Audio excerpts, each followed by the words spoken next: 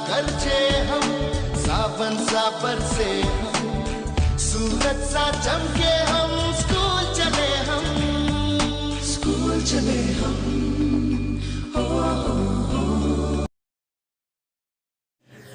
Good morning students, कैसे आप सब लोग। उम्मीद करता हूँ कि आप अच्छे से होंगे। तो आज हमारा चैप्टर 8 है जो इस चल रहा है, कंटिन्यूसली पढ़ रहे हैं हम उसको, ठीक है। और चैप्टर 8 में हम पढ़ रहे हैं कि is matter around us pure, और काफ़ी लॉन्ग चैप्टर था। और हमने कल कंपाउंड्स पढ़ा था, तो कंपाउंड्स का थोड़ा सा टॉपिक जो था वो रह गया था, ठीक है। और आज हम इस कंपाउंड्स के टॉपिक को कंटिन्यू करेंगे।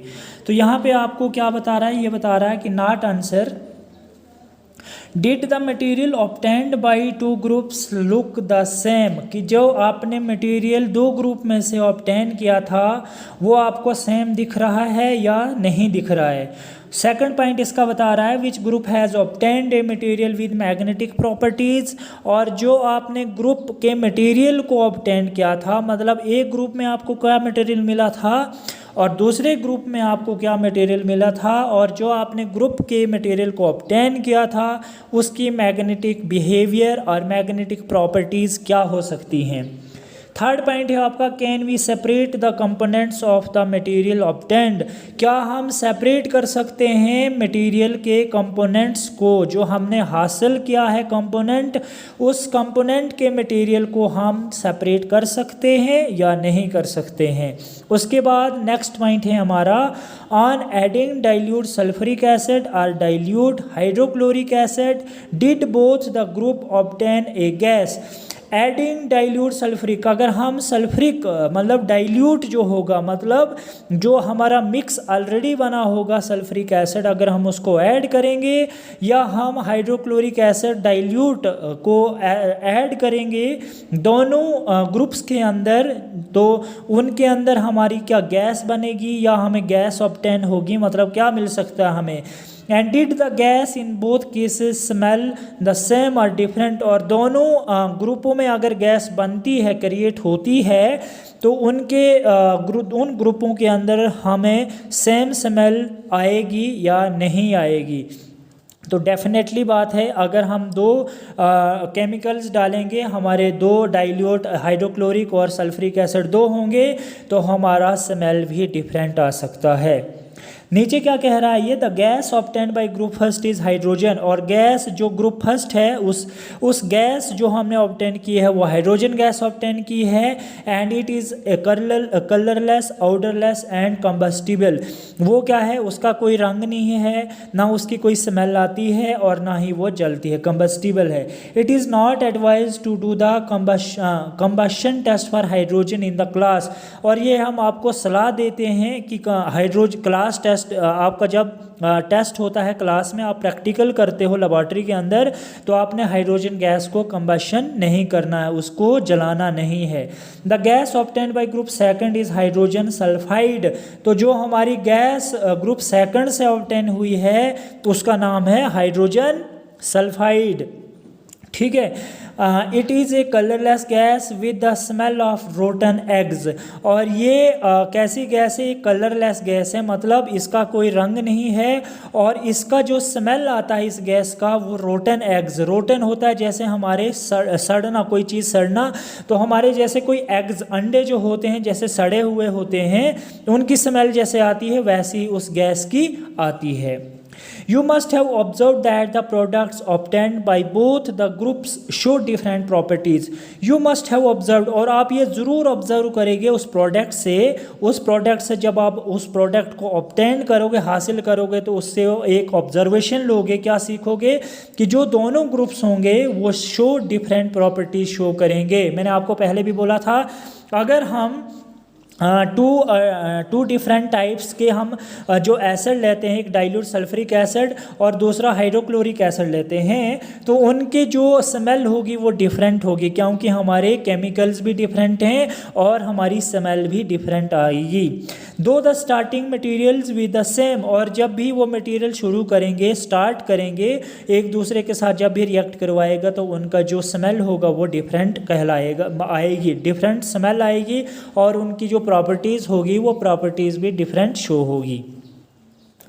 Group first has carried out the activity involving a physical change, whereas in case of group second a chemical change, a chemical reaction has taken place. तो ग्रुप फर्स्ट जो है जब हमारा बाहर निकलता है, मतलब ग्रुप फर्स्ट की जब रिएक्शन कंप्लीट हो जाती है, एक्टिविटी कंप्लीट हो जाती है, तो वो एक फिजिकल चेंज कहलाता है, whereas the case of group second.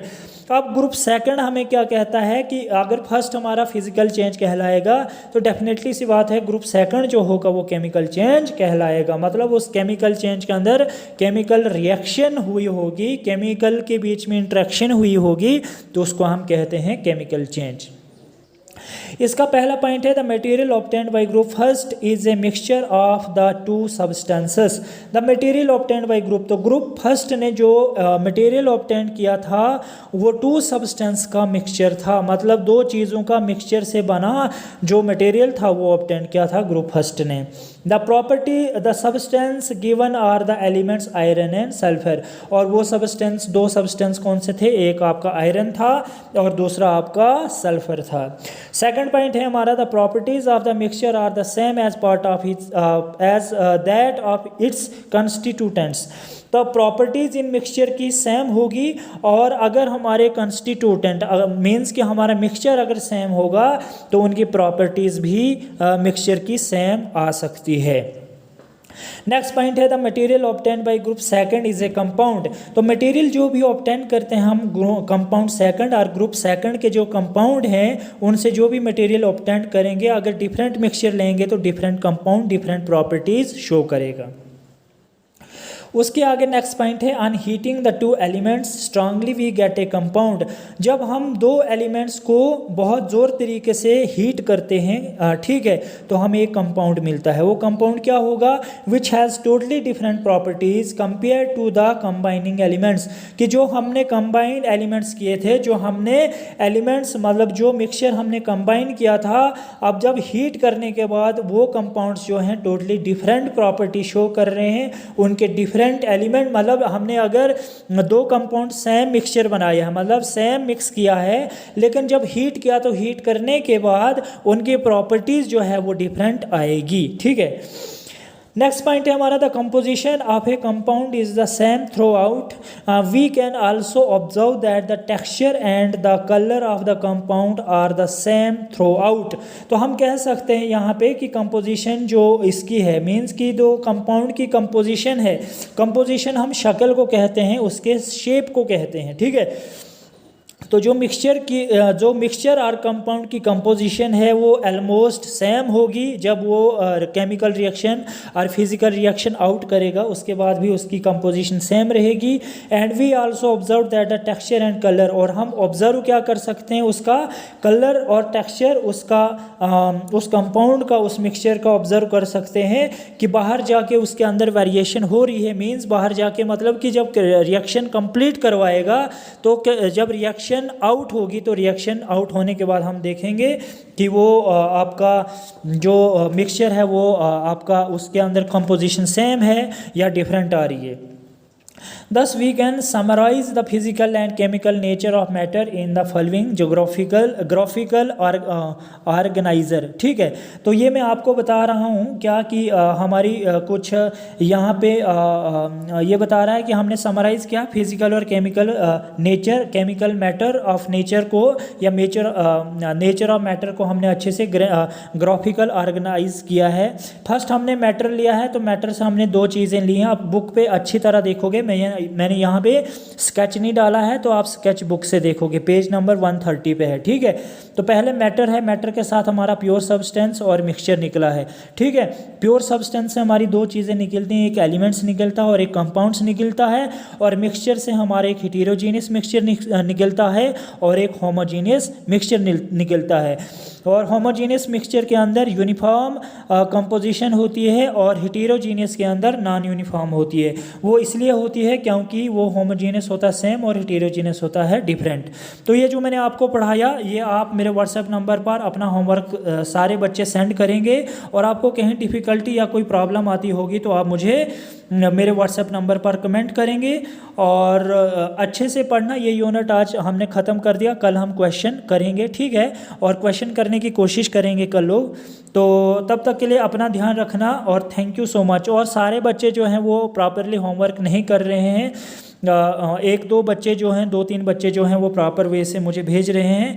तो आप सभी जो है मुझे अपना होमवर्क जो है मेरे व्हाट्सएप नंबर पे सेंड करोगे। तब तक के लिए अपना ध्यान रखना। Thank you so much.